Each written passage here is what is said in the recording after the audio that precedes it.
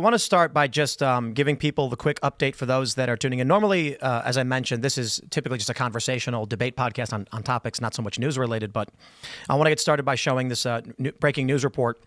They've revealed the language that is on the bullets, the engravings.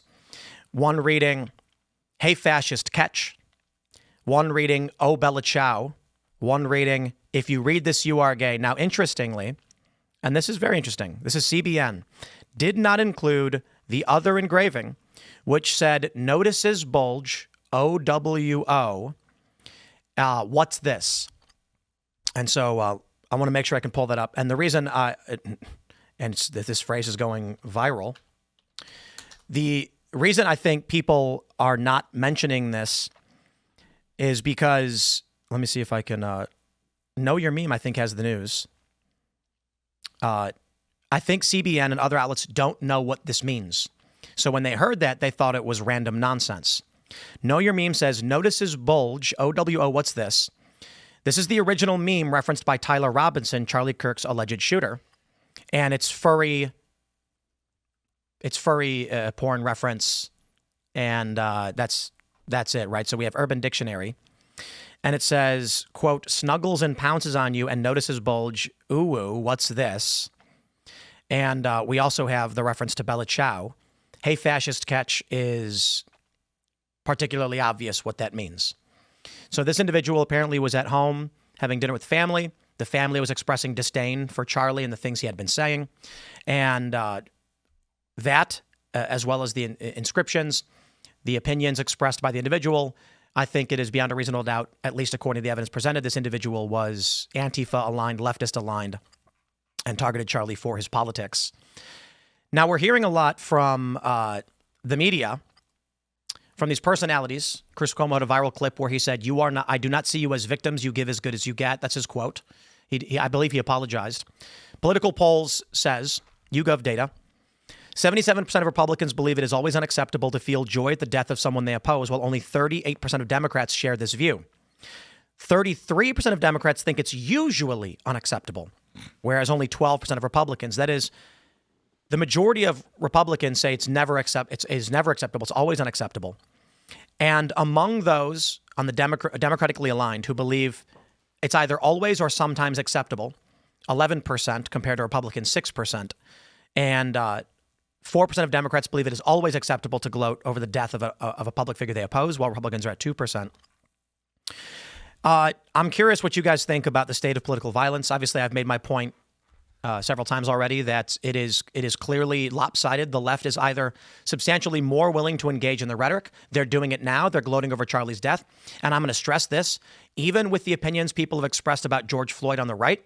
When George Floyd died, every conservative, even Ben Shapiro, was saying this is bad. It was wrong. When Charlie dies, they post memes saying he got what he deserved. Or they're selling T-shirts, and they're saying, "Debate this." I was sad about Floyd. I mean, the whole thing was tragic. He was in the front seat I think he was high with kids in the back seat, and he was in the driver's seat. That was terrible, terrifying on every level. But I'm thinking about Muammar Gaddafi and the way they gloated over his death because of the way he treated them. And in war, you're kind of glad when the enemy's gone.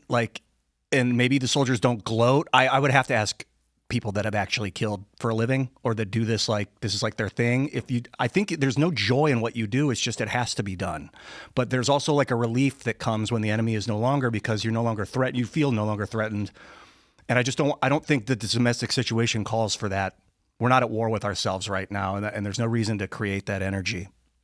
I mean, we've been hearing messages from left-leaning media for a long time that, if you have certain opinions that are, not, the usual kind of woke talking points, you're a fascist and you're dangerous and you should be silenced.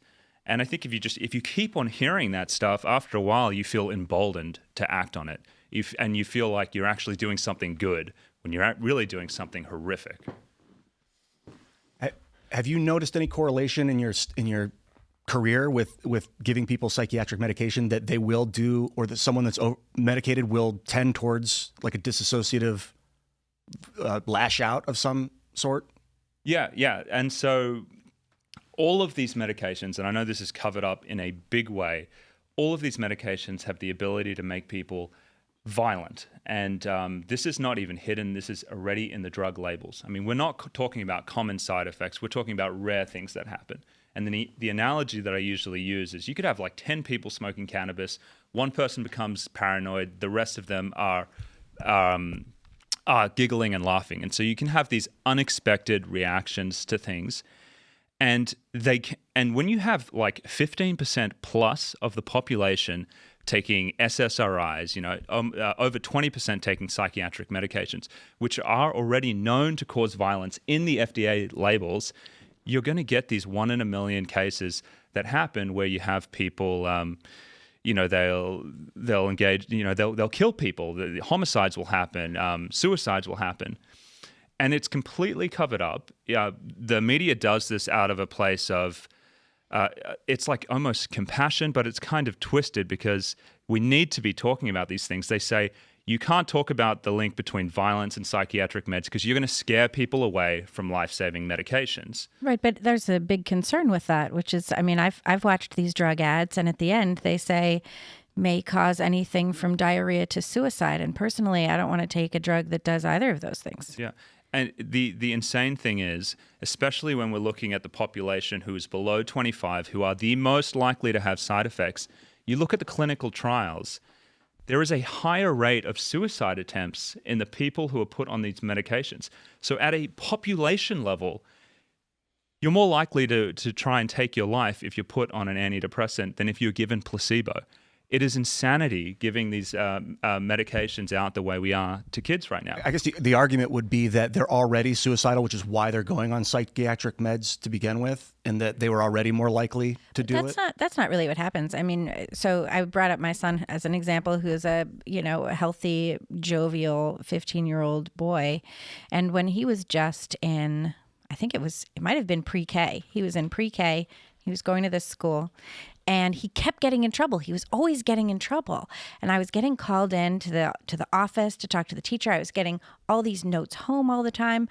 Well, he's running in circles at circle time. And I was like, well, that kind of makes sense, right? I mean, it's circle time. Like, what's circle? He's supposed to sit on a circle and be quiet and just sit there. And I was like, okay, you're calling it circle time. He's running in circles. Like, maybe he's just smarter than you, Number of times it was, he doesn't want to sit still. He doesn't want to do his assignment. He wants to jiggle around in his chair. Have you considered getting him evaluated for ADHD? Have you considered this and that? And every time me and his dad were like, no, we're not doing that. We're not doing that. Well, would you consider it will help him in school? Maybe he needs a prescription. And we were like, nope. Maybe have more recess. We're not doing any of these things.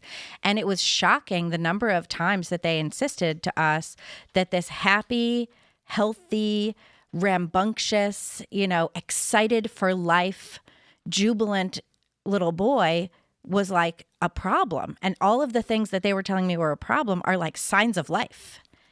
There was never any issues. And in fact, like he told me recently that as a kid, he would sometimes have like emotional outbursts, right? Who doesn't? You're a little kid. And he recently told me, he said, I'm really proud of how I have my whole emotional situation under control. I worked on getting that under control so that I could react the way I want to and not the way, that I just do off the spur of the moment. And I was like, that's the goal. That's awesome. It's so typical of what we do in the U.S. With the mental health system. I mean, we want to put problems in people's brains, rather than actually like looking at the school or the society or the problems going on in the families or all of these things. It's so much more convenient to say, Libby, your son has a brain disorder. It's ADHD. You don't need to look at anything else, at least not our school and our programming, and that it's not interesting to your son. Go and see him to get evaluated. And that is exactly what's wrong with mental health in this country. That's why it's getting worse, even though we're using more and more drugs than ever before. That's why suicide rates are higher, because it just doesn't work. Mm-hmm. Have you? Oh. I was just going to say, as someone who grew up medicated, I was put on these drugs as a kid, and I took them through my teens and my 20s. What makes it especially insidious when it comes to medicating and diagnosing kids is that you don't yet have a baseline sense of who you are. You're just coming into yourself as an autonomous, agentic being when you're hitting puberty.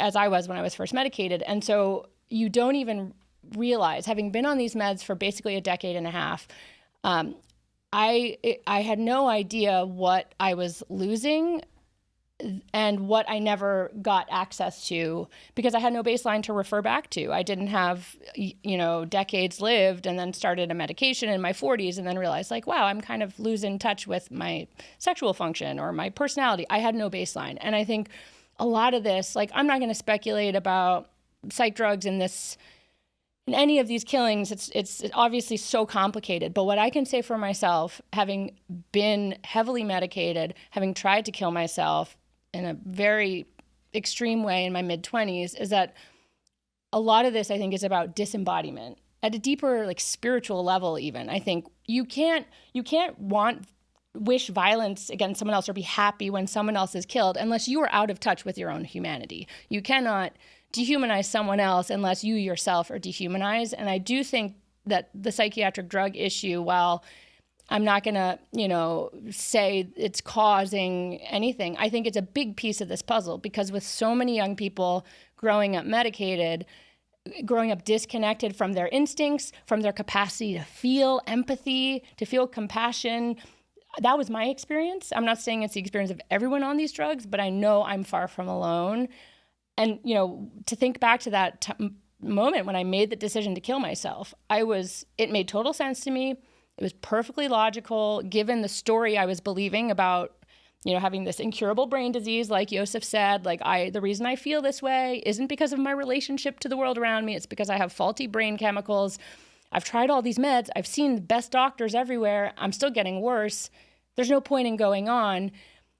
I truly believe I would not have reached that point of choosing to kill myself were I not disembodied, fundamentally disconnected from myself. And it's not just medications that do this. It's so many kind of facets of our society, social media, digitally mediated relationships, food, big food, you could go on and on all the ways for disembodied. Laura, I want to pick up that thread about, like, what we don't want to do is get to a place where we're just saying anytime a mass shooting happens, it was due to psychiatric medications. I'll speak for myself. Clearly, there's an element of social contagion going on with these events. I may be unpopular by saying this, but clearly the availability of guns, if someone is highly unstable and there's a lot of guns around, they're grabbing a gun, they're not grabbing a knife. Yeah, but real quick, the last 7 trans shooters were all on hormones.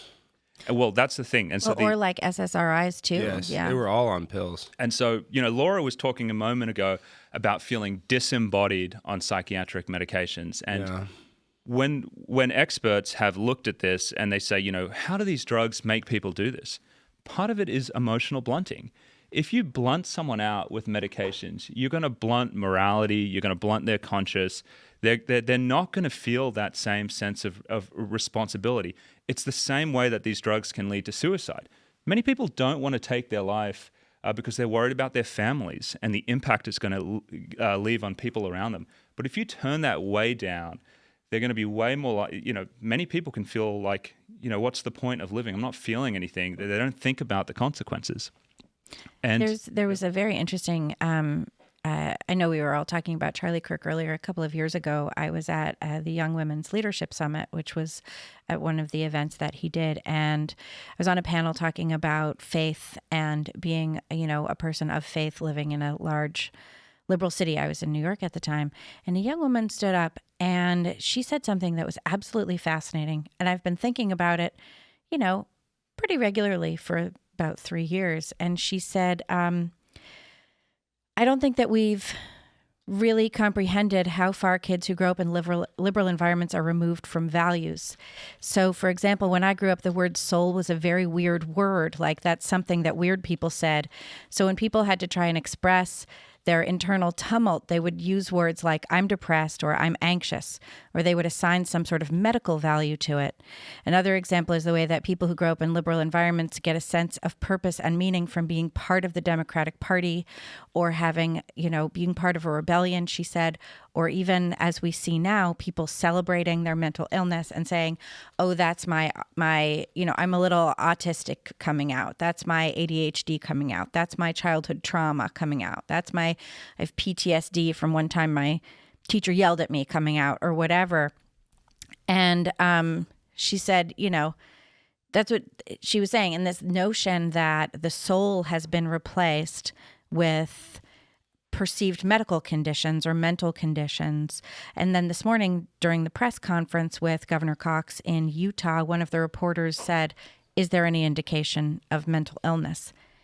Do you find that perhaps we have taken what used to be meaning derived from faith or from, a community that has moral grounding to this other much more amorphous we're lost situation? I mean, yeah, I think with the decline in, religious community, people are lost. I think they're lacking purpose. And when you go online and, you could say it's, liberal politics, it could be like the trans community as well. It could be having a mental health condition. I follow social media a lot, and so I see things going on TikTok, and these are communities that people are drawn into, and they're kind of celebrated, especially on the left, where there is this, there's a social currency almost with being a sexual minority or being someone with a mental health condition. It's like you are stigmatized, you are victimized, and we're going to bandy together.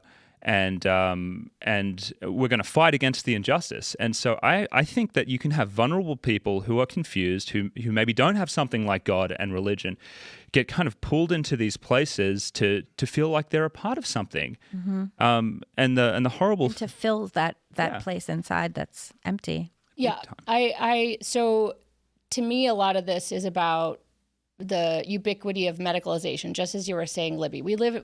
I think over the past 70 years.